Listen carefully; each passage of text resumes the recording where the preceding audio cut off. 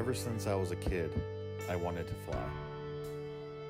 I would just stare at the skies and dream of flying with the birds. Every time I saw an airplane, I would just stare at it in amazement, wondering how it worked. How did that thing stay in the sky? How did you control it? Well, finally, after many, many years of wandering and wishing, I finally made it happen. And I'm here to share it with you.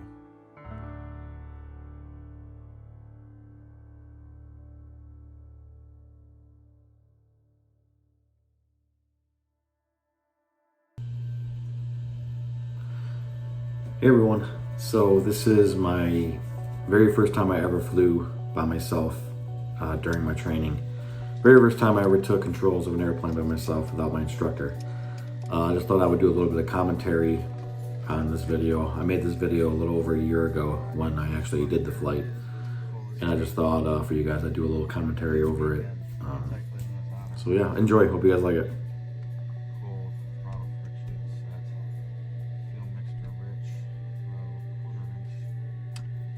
So right now I'm going through all the checklists. Everything in aviation is checklists. No matter if you've been flying for 50 years or for 5 hours, you use your checklist. You make sure you double check everything, and it's all about safety. Everything is backed up in aviation because it's all about safety. Make sure everything's working correctly.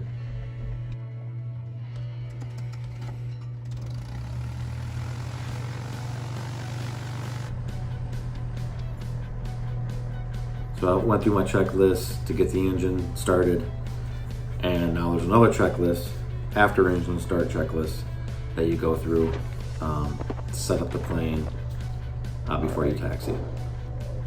Day is calm. I am doing my solo. Engine pressure.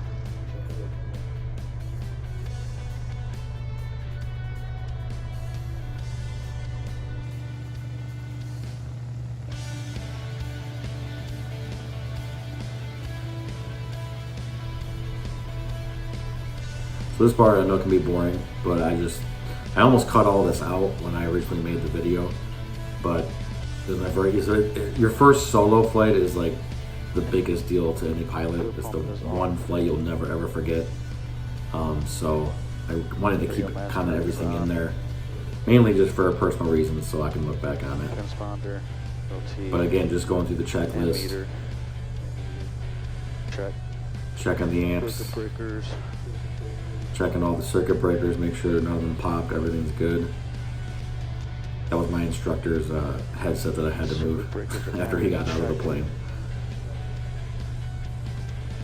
Flight instruments. Checking all your gauges, your flight instruments, make sure everything looks good. Radio avionics, that GPS program. That's good. So now I'm programming the GPS. Frank, radio check. Copy, you copy? I got you. So that was my instructor calling me on the radio just to do a radio check, make sure that we can hear each other, because he'll be on the radios if I need him up there.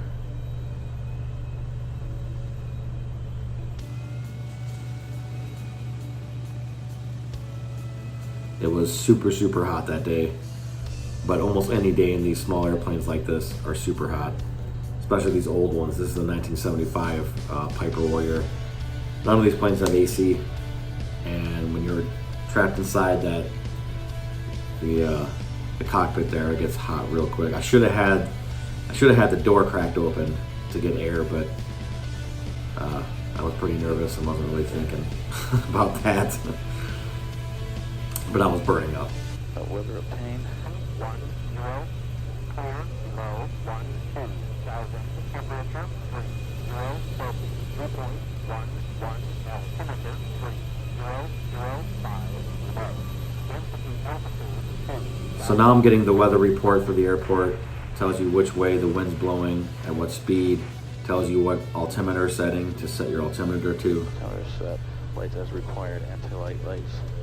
Brakes, track, rudder, steering, flight instruments. Alright, so now I'm ready to taxi the runway. Do a quick brake check, make sure the brakes are working good. And then do a rudder steering check. You turn to the right and left, make sure your rudder is working right and your steering.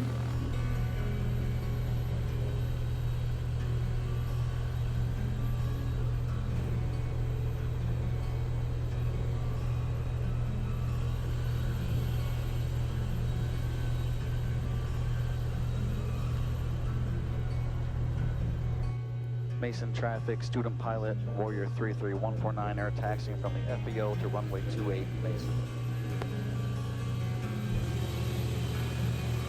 So this airport doesn't have a tower. It doesn't have an air traffic controller. So you still got to make your radio calls to any other aircraft around the area so they know where you're at, where you're heading, and what you're doing. Dreams come true. You just gotta work for it.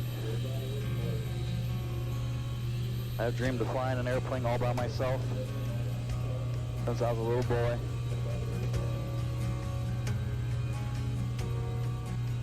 Took me a long time to get the courage to do it, but here I am.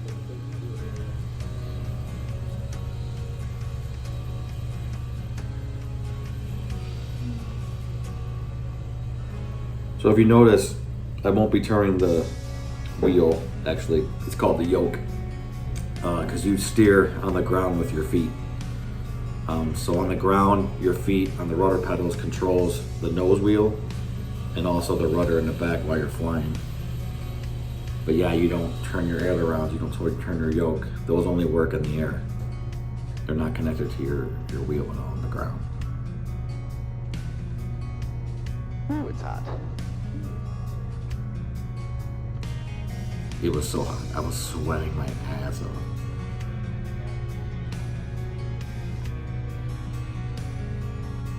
Again, I could have cut this part out, but this is just me taxiing to the runway. You're supposed to taxi at like a brisk walk. It's kind of hard to go that slow, especially when you're a really long taxi way.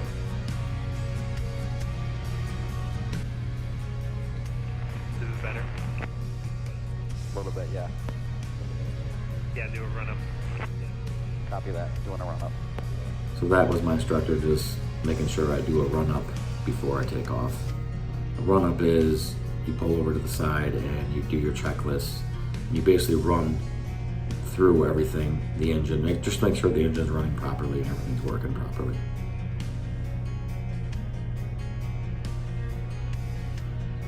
Again, everything in aviation is about safety and you're double checking everything.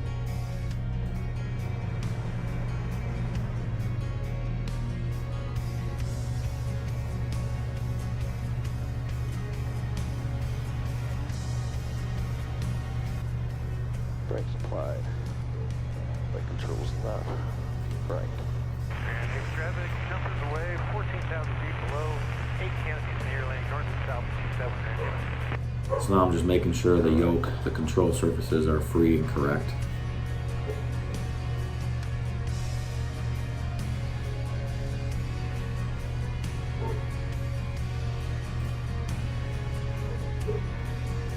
Checking oil pressure, amps again, fuel pressure, all that stuff, fuel flow.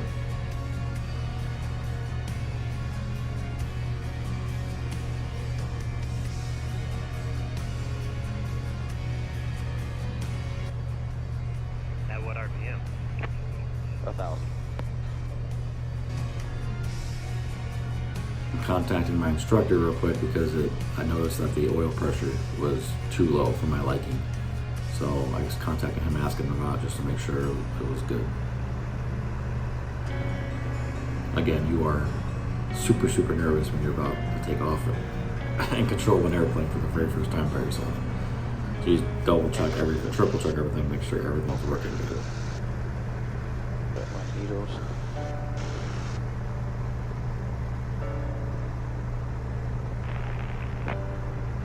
Frank, just make sure it turns green when you're doing your run up. Copy that.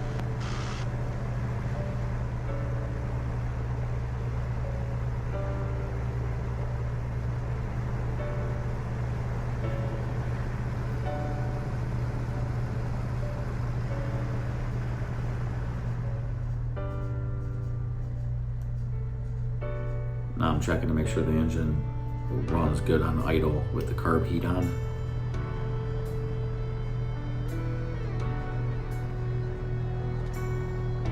And now we're good to taxi to the runway.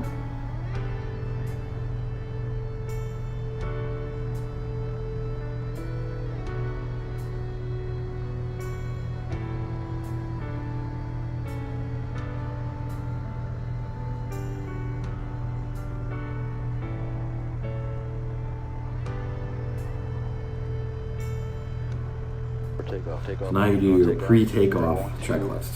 Band the pattern. Again, there's a lot of And checklists. do a full stop landing. Flight instruments. Looks good. Park and brake. One more check of the flight Trim instruments, the engine is set. instruments. Primer. And locked. Mixture full rich. Fuel pump is on.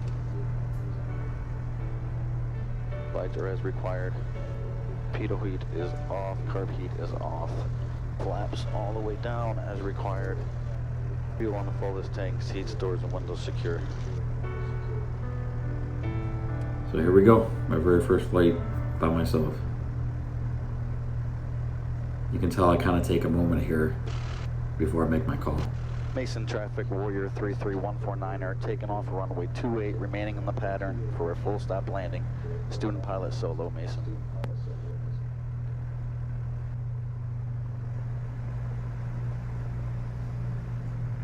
This is a crazy feeling right here, doing this for the first time by yourself. Taxiing out onto the runway. There's no turning back now. Well, technically, I guess there could be, but there was no way I was going to turn back.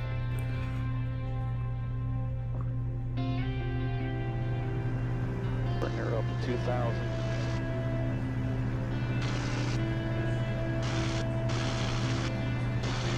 Instruments in the green, heels to the floor, full throttle. Airspeed's alive.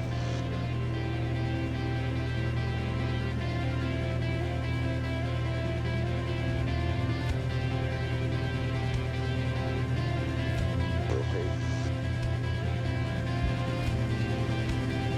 And welcome to the sky.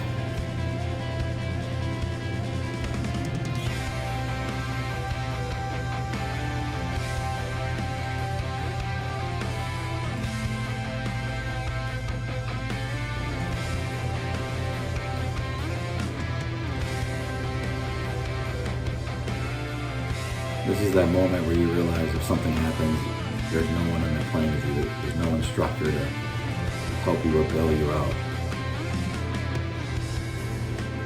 All that responsibility is on you.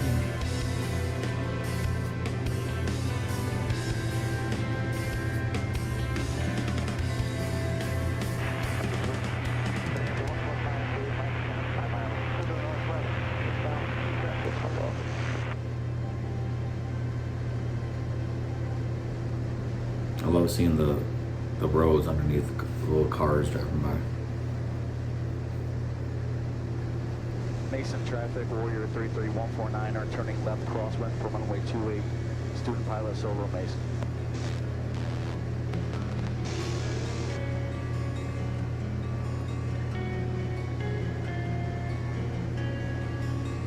So all I'm doing is taking off and remaining in the pattern, which is basically like an oval circle around the airport, and to come back down and land. Suburban traffic. Coldwater traffic, White Sky 2866 Quebec, we're about 4 to the southwest, inbound for left traffic, runway 25, Coldwater.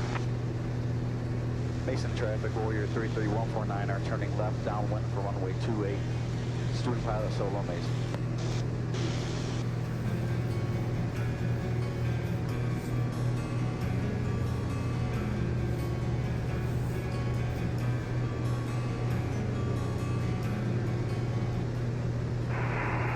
Suburban traffic, 636 for Delta, downwind 27, Suburban traffic.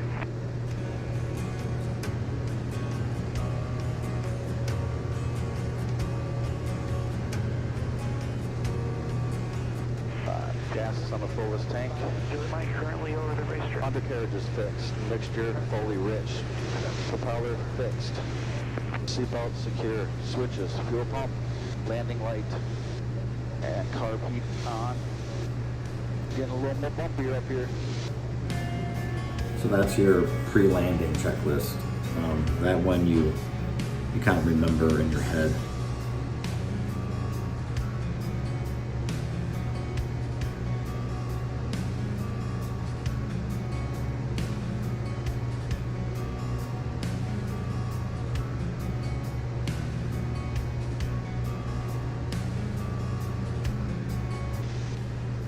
At numbers, placing option flaps.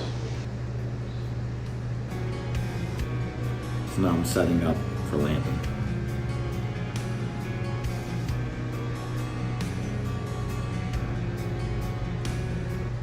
Suburban traffic, November 6364 Delta, final 27, Suburban traffic. Mason traffic, Warrior 33149 are turning left base for runway 28. Student pilot Solo Mason. Coldwater traffic, White Sky 2866, Quebec, left downwind 25, touch and go, Coldwater.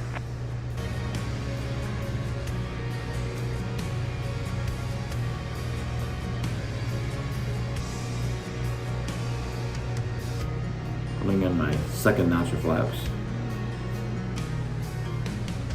And now I'm going to be turning on the final. Final is that last leg as you line up with the runway. Final for runway 28, Mason.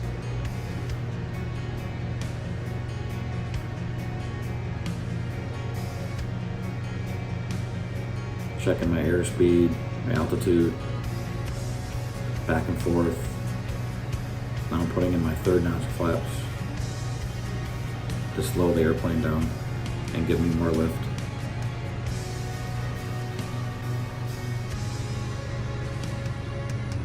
I like crossing this little road here at this runway.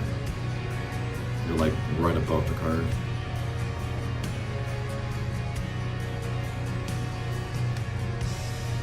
Too much glare on the windshield to really see the runway, but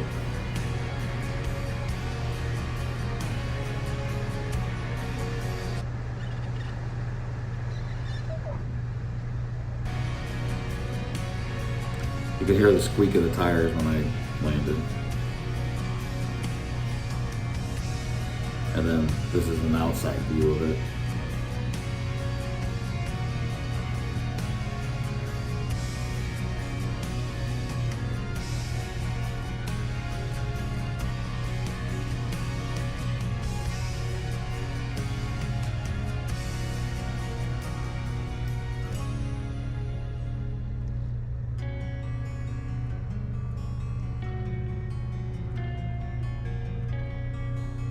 So I did 3 landings and takeoffs that day, but I only filmed 1, just for time. Mason I think traffic, it Warrior even says that later in the 33149 video. are clear runway 28, student pilot Solo Mason.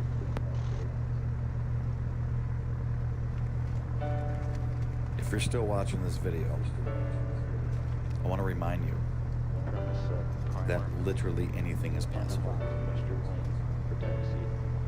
I wish I would have got my pilot's license 20 years ago.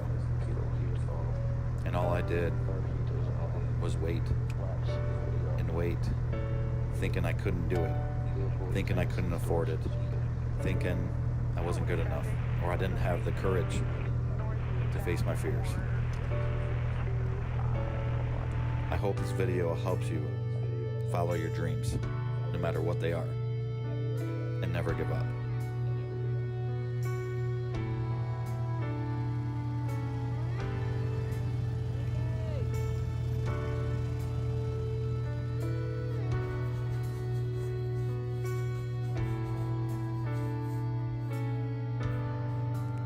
There's so many heroes in aviation. Ever since the first day the Wright brothers flew their first airplane, I've looked up to these aviators. And I'm proud to say that I can finally share the skies with them.